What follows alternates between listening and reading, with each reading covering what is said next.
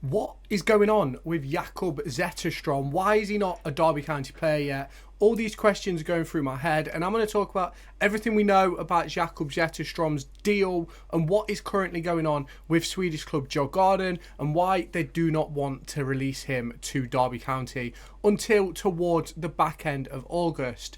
Now, there is loads of reports going around, a lot of contrasting views from the sporting director at Djurgarden. Some saying that he will be a Derby County player today as I am making this video, but there's some saying that he won't be coming to Derby till the end of August. So if that's something that you want to get all the latest information on, make sure you stay tuned to this video. And if you have not done so already, make sure you hit that subscribe button down below or in this top corner to stay tuned for all of my latest Derby County and EFL, League One and Championship content that's going to be heading your way. There's a Derby County pre-season review out later, and then we're going to be looking ahead to the start of the 24-25 season. So if they're all things you're interested in, make sure you hit that subscribe button, make sure you turn on the notification bell, and make sure you let me know what type of videos you want to see down in the comment section.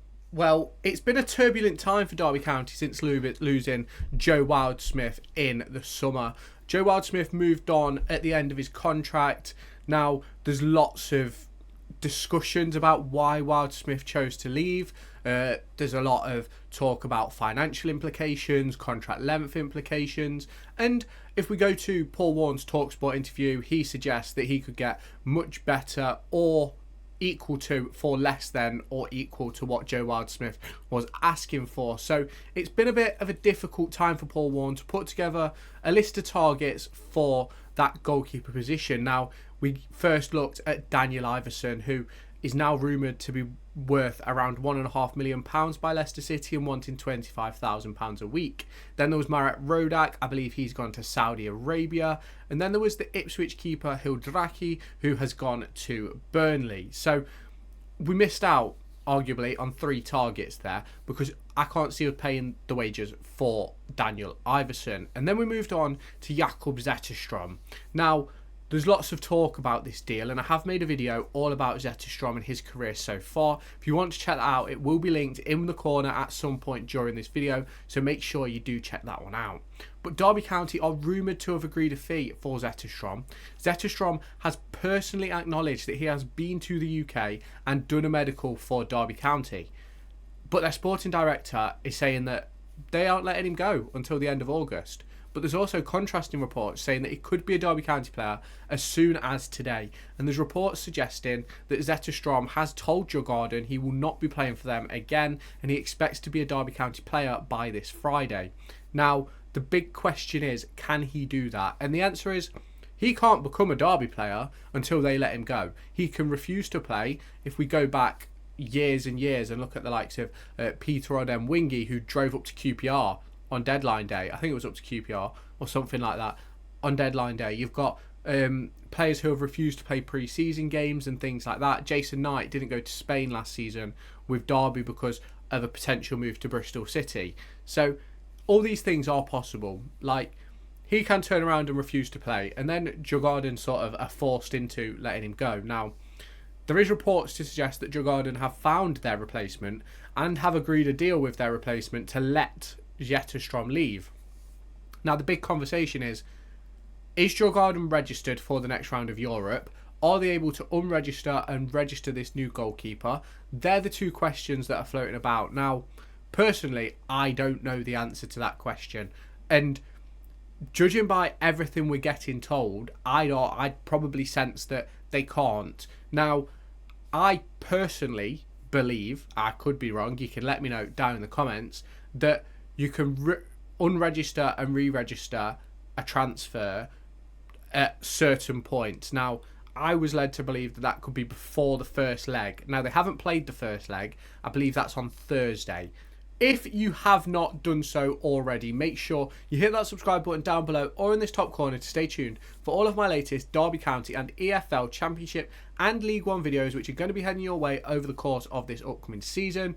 We've got Game Week 1 previews coming out on Thursday, so make sure you subscribe with the notification bell on to see when they drop. And then the next leg is a week on Thursday. So realistically, Derby County may not get him until around August 29th, which becomes a big problem. Now, he probably would miss 5 games for Derby. It would be obviously Blackburn, Chesterfield, Middlesbrough, Watford and Bristol City. They'd be the games he'd miss.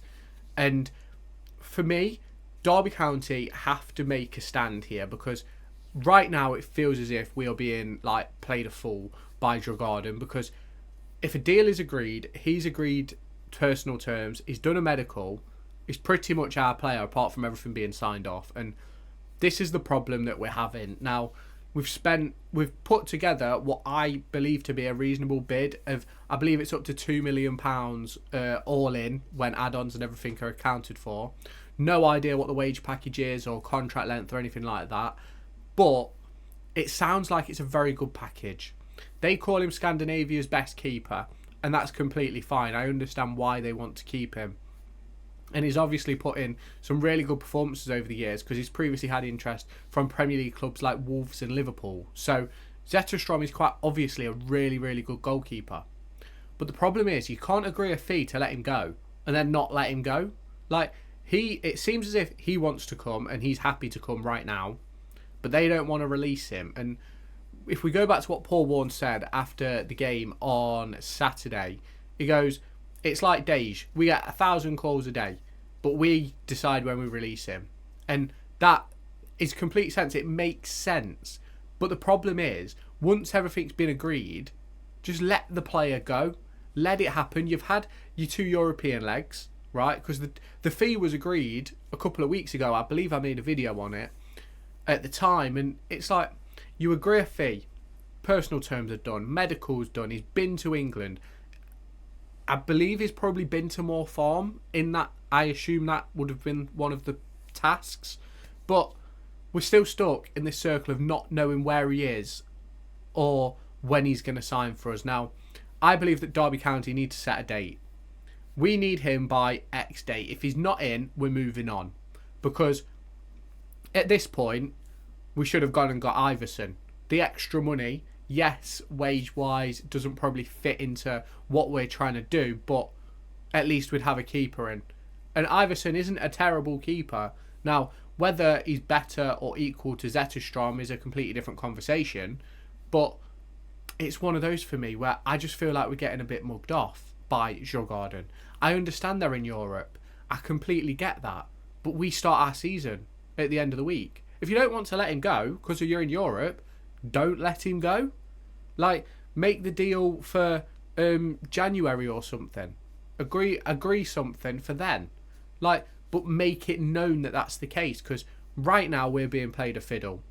If the rumours are to be believed, he won't be our player for another 24 days. And our next game after that would be Bristol City on the 31st. But he wouldn't play that game, because if he comes to us on the 29th, that means he'd probably have 1 day training. So he's not going to play that game. So he's not going to play until after the international break. So it is going to be really interesting to see how this does progress, because I'm very disappointed with the situation, and we're all waiting on this deal to be done. Every Derby County fan wants this deal done, because there's a lot of people who aren't quite trusting of Josh Vickers at this specific moment, because there's been a few howlers in pre-season. Now, pre-season, best place to have him, but we'll have to just see what happens with the rest of this deal, what happens with Zetterstrom, Iverson, Vickers, because we know we're in for keepers. We just need the deal done. So let me know your thoughts down in the comments. Make sure you hit that like button and that subscribe button. Turn on the notification bell to hear when my next videos are coming out. And yeah, I'll catch you in my pre-season review later on today. Make sure to go and find me on TikTok, pictured here, and Twitter, pictured here. These are the places where I'll keep you all up to date with all my upcoming videos and my thoughts and feelings around the Formula 1 and football weekend.